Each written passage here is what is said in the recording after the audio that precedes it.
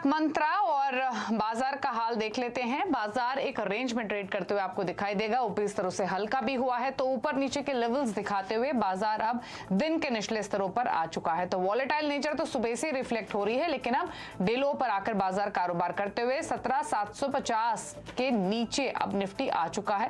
Flat trade कर रहा है, लाल निशान में फिसलने की तैयारी में।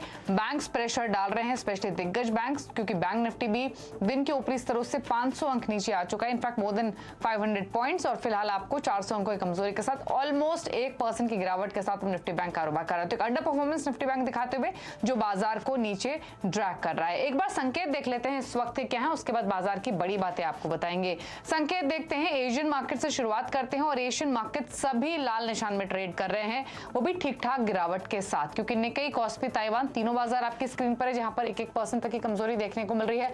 बाकी बाजार अगर आप देखेंगे एशिया बाजारों के, तो शंघाई, हैंगसेंग यहाँ भी कमजोरी है, 2.25% नीचे शंघाई है। और हांगकांग का बाजार तो ऑलमोस्ट 4% फिसला हुआ है। सिर्फ स्ट्रेट टाइम्स 1% की बढ़त दिखा रहा है। इनफैक्ट हांगकांग के जो बाजार हैं वो नए लोज पर ट्रेड कर रहे हैं सिंस 2009। बैंक ऑफ जापान ने रेट्स को होल्ड रखा है, तो ये डेवलपमेंट हुई है इंटरनेशनल फ्रंट पे। अमेरिका के फ्यूचर्स देखेंगे तो डाउ फ्यूचर आपको 0.5% नीचे दिखाई देगा, 136 अंक की। इनफैक्ट अब 150 पॉइंट्स नीचे आ चुका है डाउ फ्यूचर, और 1.25% नीचे है नेस्डैक का फ्यूचर जो कि 140 अंक की कमजोरी दिखा रहा है। तो अमेरिका के फ्यूचर्स से भी हाल बेहतर नहीं है, कमजोरी का ही इंडिकेशन है। अब देख लेते हैं अब तक बाजार में हुआ क्या, अब तक के की पॉइंट्स आपके सामने लेकर आते हैं। तो बाजार में प्रेशर अब बिल्डअप होते हुए दिख रहा है। दिन के निचले स्तरों पर आ चुका है निफ्टी, 17,750 के नीचे स्लिप हो चुका है। निफ्टी अगर आप देखेंगे दिन के ऊपरी स्तरों से ऑलमोस्ट 100 अंक के आसपास फिसला है। बैंक निफ्टी दिन के ऊपरी स्तरों से कंपेयर करेंगे तो आपको 1.25% यानी ऑलमोस्ट 550 पौने 600 अंकों की कमजोरी दिखाई देगी। पॉकेट्स अगर आप देखेंगे तो मेटल्स में सबसे ज्यादा गिरावट है, मेटल्स के अलावा आईटी, रियल्टी भी आपको कमजोर दिखाई देंगे, लेकिन सबसे ज्यादा प्रेशर मेटल्स में है ग्लोबली भी। एनर्जी, ऑटो स्टॉक्स में सिलेक्ट बाइंग आज के सेशन में देखी जा रही है। मिड कैप्स में छोटे बैंक्स जो है वहां थोड़ी खरीदारी है, हरे निशान में ट्रेड हो रहा था। साथ साथ हेल्थ केयर स्टॉक्स में थोड़ा सा मोमेंटम दिख रहा था। हालांकि अब देखना होगा, क्योंकि बाजार ऊपरी स्तरों से नीचे आ रहा है, तो क्या उनकी बढ़त भी अब कम हुई है यहाँ पे नहीं, लेकिन जब हमने लिस्ट तैयार की तब ये वो पॉकेट्स थी जो बढ़त के साथ कारोबार करती हुई दिखाई दे रही थी। अब चलिए इंडेक्स पर पहले बातचीत कर लेंगे। 5paisa.com की ट्रेडिंग स्ट्रैटेजिस्ट रुचित जैन हमारे साथ हैं। रुचित नमस्कार, स्वागत है आपका। पहले तो निफ्टी, बैंक निफ्टी पर राय दीजिए। संकेत कमजोरी के हैं विदेशी बाजारों से, बाजार में प्रेशर दिख भी रहा है, बैंक निफ्टी को ड्रैग कर रहा है। अब सवाल यह है कि इन स्तरों से निफ्टी और कितना नीचे जा सकता है, कोई ट्रेड यहां पर ले रिमेनिंग सेशन के लिए या छोड़ दें? नमस्ते दीपाली जी। जी अगर हम डेटा देखें तो डेटा इतने नेगेटिव नहीं है निफ्टी के लिए, क्योंकि हम कल के निफ्टी के अगर रोल ओवर्स देखें तो रोल ओवर्स एवरेज से ज्यादा नीचे नहीं है। और सेकेंडली अगर आप एफआईएस की भी पोजीशन देखें तो एफआईएस ने ये महीने की शुरुआत एटलीस्ट एक अच्छे लॉन्ग पोजीशंस के साथ में कर रहे हैं, वो जो पिछले महीने through out the October series उन्होंने शॉर्ट पोजीशंस ज्यादा रखे थे, लेकिन नवंबर सीरीज की शुरुआत वो 59% लॉन्ग पोजीशन से कर रहे हैं। सो आई थिंक यहाँ पे हमको मार्केट में ज्यादा डिप नहीं देखने मिलेगा। यस, हम 17,000 से ये बेस बना के 17,000 से 17,800 तक विदाउट एनी मीनिंगफुल करेक्शन या कंसोलिडेशन हमने एक वन वे अप मूव देखा है। तो मे बी एक शॉर्ट टर्म करेक्शन या टाइम वाइज करेक्शन इंडेक्स में रह सकता है, लेकिन ट्रेंड फिलहाल शॉर्ट टर्म का पॉजिटिव रहेगा। तो मैं बाय ऑन डिप्स की रणनीति रखने की सलाह दूंगा। निफ्टी का सपोर्ट 17,650 17,700 की रेंज में है, तो 17,650 के आसपास आता है, तो वहां पे निफ्टी में फिर से खरीदारी करें। सो ओवरऑल ज्यादा मंदी का माहौल नहीं है, बट लेकिन जस्ट एक शॉर्ट टर्म करेक्शन है और करेक्शंस में सपोर्ट के आसपास खरीदारी करें। ओके, चलिए तो इंडेक्स की बात हुई, अब बात कर लेते हैं ट्रेड्स की। कुछ स्टॉक्स निकाले हैं आपने? यस ना, with in the mid cap space एक तो सिंजीन यहाँ पे काफी पसंद आ रहा है, क्योंकि यहाँ पे एक फॉलिंग ट्रेंड लाइन का ब्रेकआउट सिंजीन ने दिया है। इनफैक्ट पिछले हफ्ते भी रिजल्ट्स के बाद स्टॉक में काफी अच्छे वॉल्यूम्स के साथ में खरीदारी हुई थी और उसका फॉलो अप मूव अब हम देख रहे हैं। तो सिंजीन में 590 के नीचे स्टॉप लॉस रख के खरीदारी की जा सकती है, 650 से 660 की रेंज तक के टारगेट्स के लिए। और क्यूमिंस इंडिया सेकंड स्टॉक है जहाँ पे एक अच्छा ब्रेकआउट हमने आज के ट्रेडिंग सेशन में देखा है, बहुत अच्छे वॉल्यूम्स के साथ में।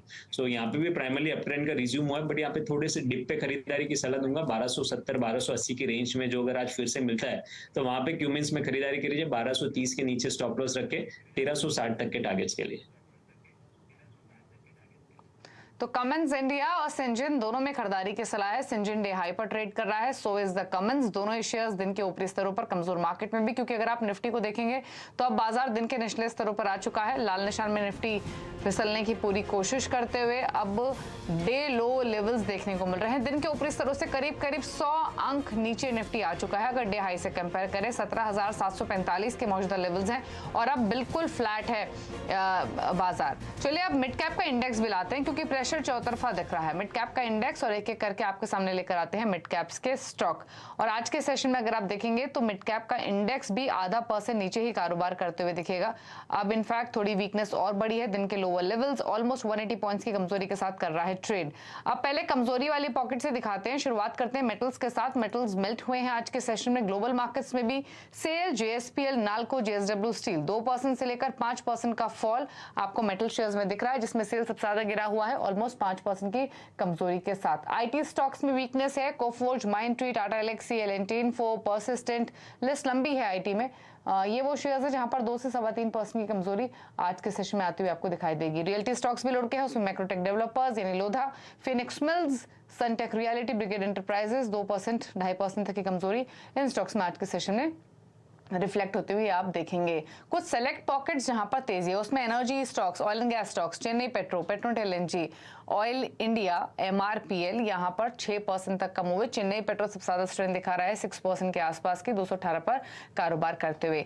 सेलेक्ट हेल्थ केयर स्टॉक्स या फिर सेलेक्ट बैंक्स में आपको छोटे बैंकों में जो सरकारी कैटेगरी के यूजुअली उनमें थोड़ी बहुत तेजी दिखेगी। और अपोलो हॉस्पिटल्स 3% ऊपर है। सिंजन हमारी लिस्ट में भी शामिल है, अभी रुचित ने जिक्र भी किया था, ये भी 3% ऊपर। स्पार्क 3% ऊपर। फोर्टिस हेल्थ केयर 2.25% की मजबूती के साथ कर रहा है कारोबार। तो ये है फार्मा शेयर्स का हाल आपकी स्क्रीन पर, जहां पर खरीदारी आज के सेशन में आती हुई दिखाई देगी। बैंक स्टॉक्स में bank of India, union bank, Indian bank, RBL bank थोड़ी बढ़त दिखा रहे हैं। 2.5% तक की मजबूती के साथ ही कर रहे हैं कारोबार आज के सेशन में। रुचित, आपने सिंजन का भी जिक्र किया, लेकिन अपोलो हॉस्पिटल्स यहाँ देखिए आप, कैसा लग रहा है ये स्टॉक? यहाँ बिल्डअप कैसा है और कोई ट्रेड बनता है या छोड़ दें? आई थिंक यहाँ पे भी स्ट्रक्चर तो पॉजिटिव है। आज के सेशन में इंस्पाइट ऑफ मार्केट वॉलेटिलिटी ये स्टॉक में काफी अच्छे वॉल्यूम्स के साथ में ये बाइंग हुई है और प्राइमरली 200 दिन के मूविंग एवरेज के आसपास एक रीसेंट कंसोलिडेशन भी हो चुका है। तो नियर टर्म में 4630 तक के टारगेट्स ये स्टॉक में एक्सपेक्ट कर सकते हैं। तो यहाँ पे भी खरीदारी की जा सकती है। 4410 के स्टॉप लॉस से 4630 के पहले टारगेट्स रहेंगे। अगर वो पार होते हैं तो आई थिंक हायर लेवल्स के टारगेट्स भी और बाद में आ सकते हैं। ओके, तो ये है सजेशन अपोलो हॉस्पिटल्स पर। दिन के ऊपरी स्तरों पर आकर ये स्टॉक कारोबार कर रहा है। तो मार्केट का मूड भले ही बिगड़ रहा हो, लेकिन मिड कैप, स्मॉल कैप में आपको कुछ स्टॉक्स ऐसे दिखाई देंगे जो कि इस मार्केट के मूड से अलग आज ट्रेड करते हुए कारोबार कर रहे हैं। तो ये एक इम्पॉर्टेंट है। आईटी में भी प्रेशर आपको आज के सेशन में दिख रहा है, लेकिन कुछ सेलेक्ट आईटी भी खरीदारी के मूड के साथ कारोबार करते हुए। एक बार रिलायंस इंडस्ट्रीज को लाते हैं आपकी स्क्रीन पर। अच्छी बात यह है कि अगर रिलायंस इंडस्ट्रीज आज की वीकनेस में पार्टिसिपेट कर रहा होता तो निफ्टी में अंकों के हिसाब से गिरावट ज्यादा होती है। एक बार कंट्रीब्यूशन की स्क्रीन देख लेते हैं निफ्टी की, क्योंकि रिलायंस 2512 के लेवल्स पर 2.5% ऊपर है और ऑलमोस्ट दिन के ऊपरी स्तरों के आसपास ही कारोबार कर रहा है। तो ये है रिलायंस। एक बार कंट्रीब्यूशन की प्लेट देख लेते हैं कि किन किन स्टॉक्स की ओर से कितना कंट्रीब्यूशन आ रहा है। देखिए, रिलायंस अकेला सिर्फ 40 अंकों का कंट्रीब्यूशन दे रहा है। अगर रिलायंस की ओर से पार्टिसिपेशन नहीं होता तो निफ्टी डेफिनेटली लाल निशान में होता, यानी मौजूदा स्तरों से भी 40 अंक नीचे। आईसीआईसीआई बैंक सबसे ज्यादा प्रेशर डाल रहा है, 33 अंकों का negative contribution. Infosys, SBI, axis bank की ओर से भी मिला जुलाकर ऑलमोस्ट 25 अंकों का नेगेटिव कंट्रीब्यूशन आते हुए दिख रहा है। तो ये है वो स्टॉक्स जो कि बाजार को ऊपर नीचे फिलहाल करते हुए, लेकिन रिलायंस दिन के ऊपरी स्तरों पर है। लेकिन आज के सेशन में एक चीज आप देखेंगे कि जो न्यू लिस्टेड कंपनीज हैं या फिर न्यू एज कंपनीज हैं, उनके स्टॉक्स में तेज गिरावट है और न्यू आईपीओज ने काफी डिसअपॉइंट भी किया है इन्वेस्टर्स को। हमारे साथ हर्षदा सावंत मौजूद हैं। हर्षदा, आज ही नहीं, इनफैक्ट नायका हो, डिलीवरी हो, पेटीएम हो, ये वो आईपीओज, वो लिस्टिंग रही हैं जिनको लेकर यूफोरिया मार्केट में बहुत था और इन्वेस्टर्स उतने ही निराश हुए हैं। आज तो सारे के सारे स्टॉक्स नीचे फिसले हुए हैं। क्या कारण है इस गिरावट के पीछे? Across the board sell side की जो पोजीशंस देखने को मिली है वो वाकई में निराशाजनक है, लेकिन प्रेशर अब ज्यादा बढ़ रहा है क्योंकि जो लॉक इन पीरियड होता है वो करीब आ रहा है। लॉक इन पीरियड खास तौर से उन निवेशकों के लिए होता है जो दरअसल प्री आईपीओ में कंपनी के साथ जुड़ते हैं और उस ग्रोथ स्टोरी का हिस्सा बनते हैं। तो नवंबर 10 ऑनवर्ड्स दरअसल कई ऐसी कंपनियां हैं जो हाल ही में लिस्ट हुई हैं और खास तौर से इसमें वो न्यू एज कंपनियां हैं जहां पर लॉक इन पीरियड दरअसल खुलता हुआ दिखाई देगा और वही दरअसल सेंटिमेंट को एक बार फिर बिगाड़ रहा है इन कंपनियों के लिए। लिस्ट इनफैक्ट लंबी है। अब ध्यान रखिएगा, इन सभी कंपनियों में कुल मिलाकर करीब करीब 160 करोड़ के शेयर्स बिकने में आते हुए दिखाई देंगे। यहां पर ऐसी भी कंपनियां हैं जिसमें पेटीएम, नायका, पीबी फिनटेक और साथ ही साथ डिलीवरी जैसे नाम शामिल हैं। पीबी फिनटेक 15 नवंबर को इसका लॉक इन पीरियड खुलेगा, 10 नवंबर को नायका का लॉक इन पीरियड खुलेगा और साथ में आप ये जो डेटा देख रहे हैं वो इशू प्राइस से स्टॉक इस समय किस तरह से बर्ताव कर रहा है उसकी एक झलक है। डिलीवरी में करीब 27% तक की गिरावट इशू प्राइस की तुलना में देखने को मिली है। 24 नवंबर को इसका लॉक इन खुलता हुआ दिखाई देगा और ऑफकोर्स हमने देखा है पेटीएम में भी जो लॉक इन खुलेगा वो लगभग 18 नवंबर की तारीख फिक्स्ड है, लेकिन ये स्टॉक अपनी इशू प्राइस जो 2150 रुपए के आसपास थी उसकी तुलना में इस समय पेटीएम 70% के डिस्काउंट या फिर नुकसान में कारोबार करता हुआ दिखाई दे रहा है। अब कितने स्टॉक्स दरअसल मार्केट में आएंगे? 160 करोड़ के शेयर दरअसल बाजार में बिकने में आएंगे। इन 4 कंपनियों की हम बात कर रहे हैं इस समय।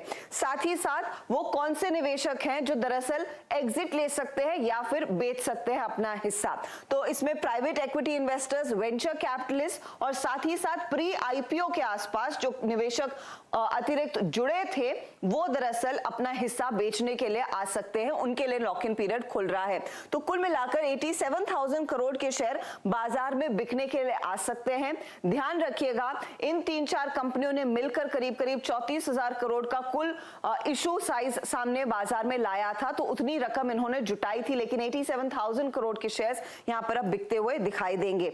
खास बात यह है कि इन कंपनियों के लिए कुछ ऐसी कंपनियां हैं जहां पर जो एग्जिट होगा या लॉक इन पीरियड होगा थोड़ा सा शेयर होल्डिंग कम है। स्पेशली नायका के केस में 34% ऑफ शेयर होल्डर्स अपना हिस्सा बेचते हुए दिखाई देंगे, लेकिन 3 कंपनियां जिस पर ज्यादा संदेह है या फिर जिस पर ज्यादा दबाव देखने को मिल रहा है उसमें पेटीएम है, आपका पीबी फिनटेक है और डिलीवरी है। इसमें लगभग 80 से 85% शेयर होल्डर्स अपनी लॉक इन पीरियड से बाहर निकलते हुए दिखाई देंगे, तो उनकी तरफ से प्रेशर आ सकता है। और सबसे बड़ी चीज इन तीनों कंपनियों में एक जो कॉमन फैक्टर है कि सॉफ्ट बैंक 10% तक का हिस्सा उन 3 कंपनियों में होल्ड करती है। तो ऐसे में सवाल यही है कि सॉफ्ट बैंक पर जिस तरह का दबाव बन रहा है, क्या वो इस लॉक इन का फायदा उठाकर एग्जिट करते हुए दिखाई देंगे? यही एक ओवरहैंग है जो इस समय इन स्टॉक्स पर भारी पड़ रहा है। आपको याद होगा जुलाई में जोमैटो का लॉक इन खुला था और वो स्टॉक दरअसल लॉक इन खुलने से पहले करीब 41% वैसे भी करेक्ट हो गया था और अब ये करेक्शन इन कंपनियों में शुरू हो चुका है जहां पर लॉक इन दरअसल 10 नवंबर ऑनवर्ड्स अलग अलग डेट्स पर खुलता हुआ दिखाई देगा। तो क्या फैक्टर्स हैं जो फिलहाल ड्राइव कर रहे हैं इन स्टॉक्स को, या फिर क्या वो बातें हैं जिसकी चिंता हावी है, वो हर्षदा ने यहाँ पर बताई। शुक्रिया हर्षदा आपका। तो 87,000 करोड़ के शेयर्स जो कि एक बड़ा अमाउंट है वो बाजार में बिकने आ सकता है और उसी का एक ओवरहैंग इन सभी स्टॉक्स पे देखने को मिल रहा है। हालांकि ऑलरेडी ये ज्यादातर स्टॉक्स जो हैं उनकी परफॉर्मेंस काफी खराब रही है। अगर आप इशू प्राइस से भी देखेंगे तो पेटीएम ऑलमोस्ट 70% नीचे ट्रेड कर रहा है, पीबी फिनटेक 61% नीचे ट्रेड कर रहा है, नायका भी 12% नीचे और डिलीवरी 27% नीचे है अपने आईपीओ प्राइस से, 4% नीचे डिलीवरी अभी ट्रेड करते हुए। हालांकि इन सभी स्टॉक्स के चार्ट्स उतने बिल्डअप नहीं हुए हैं बारिंग पेटीएम। फिर भी पूछ लेते हैं, रुचित कुछ कमेंट करना चाहेंगे इन न्यू एज कंपनीज के स्टॉक्स पे? गिरावट तो है, आज भी प्रेशर दिख रहा है काफी। आई थिंक ये सिर्फ इंडिया स्पेसिफिक प्रॉब्लम नहीं रही। आप रिसेंटली अगर ग्लोबल मार्केट्स में जो पिछले 1 साल में करेक्शन आया है, स्पेशली यूएस मार्केट्स के चार्ट्स वगैरह भी देखेंगे तो वहाँ पे भी देखेंगे तो जो न्यू एज टेक्नोलॉजी कंपनीज है तो उनमें काफी शार्प सेल ऑफ आया है, जिसके कारण नेस्डेक में इतना बड़ा अंडर परफॉर्मेंस भी रहा है। सो आई थिंक इट्स ग्लोबली दूसरे मार्केट्स में भी यही देखा गया और जब तक हमको एक बुल मार्केट फिर से रिजम्पशन नहीं होता है ग्लोबली, तब तक आई थिंक ये under performance in new age technology companies में कंटिन्यूड रहेगी। ओके चलिए, तो ये तो बात हुई इन स्टॉक्स की। अब इसी के साथ एक ब्रेक के लिए भी रुक जाते हैं। ब्रेक के उस पार भी कुछ और स्टॉक्स लेकर आप देख रहे हैं मिड कैप मंत्रा। रुचि जैन हमारे साथ मौजूद हैं। आपके सभी आपको बता रहे हैं वो बेहतरीन ट्रेडिंग आइडियाज। और कुछ स्टॉक्स पे और चर्चा कर लेते हैं। लॉट फेयर के आज फार्मा में काफी आइडियाज आ रहे हैं। हमने फोर्टिस की बात अब करेंगे, उससे पहले अपोलो हॉस्पिटल्स और सिंजन की बात की। फोर्टिस देखिए दिन के ऊपरी स्तरों पर आ चुका है रुचित, और स्टॉक में अब 2.25% का मूव है। 278 279 के लेवल्स हैं। फार्मा इंडेक्स हालांकि डे लो पे है, लेकिन सेलेक्ट स्टॉक्स हैं जहां पर मोमेंटम तेज है। बताइए क्या राय है आपकी फोर्टिस पर? पुल बैक मूव डेफिनेटली हो सकता है, लेकिन जो रिसेंटली सेल ऑफ हमने स्टॉक में देखा था वो काफ़ी बड़े वॉल्यूम्स के साथ में था। और यूजुअली ऐसे सेल ऑफ के बाद में जो ट्रेडर्स या इन्वेस्टर्स की पोजीशंस इस स्टॉक में फंसी हुई रहती है, वो एवरी पुल बैक मूव पे सेलिंग की अपॉर्चुनिटीज ढूंढते हैं, जिसके कारण आई थिंक अपसाइड यहाँ पे नियर टर्म में लिमिटेड रहेगा। सो बेटर अगर हॉस्पिटल रिलेटेड स्टॉक्स अगर देखना है तो rather than Fortis, I think Apollo hospitals है या नारायण हृदयालय, ये वन ऑफ द स्टॉक है जिसने टेक्निकली एक अच्छा ब्रेकआउट दिया है। आई थिंक वैसे स्टॉक्स को ज़्यादा प्रीफर करें। फोर्टिस को अवॉइड करने की सलाह रहेगी। With in hospital names Narayan Hrudayalaya है, फोर्टिस है, सिंजीन की हमने फार्मा स्पेस में बात की, ये सब स्टॉक्स पे नियर टर्म में आउटलुक ज़्यादा पॉजिटिव है। ओके इसके अलावा आज के सेशन में लॉजिस्टिक्स स्टॉक्स में आपको खरीदारी दिखेगी। दो स्टॉक्स देखिए, एक तो है एजीज लॉजिस्टिक्स, दूसरा है ऑल कार्गो लॉजिस्टिक्स। दोनों ही दिन के ऊपरी स्तरों पर आकर ट्रेड कर रहे हैं और अच्छी खासी मजबूती है। तो ये वो शेयर्स हैं जो बाजार के मूड के उलट आज परफॉर्म करते हुए आज के सेशन में एजीज लॉजिस्टिक्स और साथ ही ऑल कार्गो लॉजिस्टिक्स दोनों ही पॉकेट्स में एक तेजी देखने को मिल रही है। इसके अलावा अगर आप रेलवे से जुड़े हुए स्टॉक्स देखेंगे तो राइट्स दिन के ऊपरी स्तरों पर ट्रेड कर रहा है 3.5% की मजबूती के साथ। रेलटेल 3.5% ऊपर है, तो यहाँ भी तेजी बनी हुई है। लेकिन आगे बढ़ते हुए खिलाड़ी नंबर 1 का अपडेट आपके सामने ले आते हैं। और इस हफ्ते जो मुकाबला हो रहा है वो 5paisa.com के रुचि जैन, कैटलिस्ट वेल्थ के प्रशांत सावंत, अमित सेठ के बीच मुकाबला हो रहा है। प्रशांत सावंत ने प्रॉफिट बुक किया है भेल में 74.20 रुपए के लेवल्स पर। इन्होंने ये 74 के लेवल्स पर खरीदारी करने की सलाह दी थी 79 के टारगेट्स के लिए, लेकिन यहाँ पर एग्जिट किया है। तो ये एक अपडेट है प्रशांत सावंत के पोर्टफोलियो से। अब तक के रिटर्न की स्थिति दिखा देते हैं आपकी स्क्रीन पर। तीनों ही खिलाड़ी के बीच में मुकाबला खड़ा और अब तक के रिटर्न की स्थिति के हिसाब से लीड कर रहे हैं जो अब तक के खेल में वो हैं प्रशांत सावंत 11.5% के रिटर्न। अमित सेठ का पोर्टफोलियो 7% के रिटर्न दे रहा है दूसरे पायदान पर, और साथ ही रुचित जैन का पोर्टफोलियो 5% के रिटर्न आपको लेंड कर रहा है। तो ये है खिलाड़ी नंबर 1 का अपडेट। और इसी के साथ वक्त हो गया एक ब्रेक का। ब्रेक के उस पार आप देखिए न्यूयॉर्क कंपनी में आज बातचीत करेंगे पीएनबी हाउसिंग फाइनेंस के एमडी और सीईओ गिरीश कौसगी से। एक छोटे से ब्रेक के बाद नमस्कार।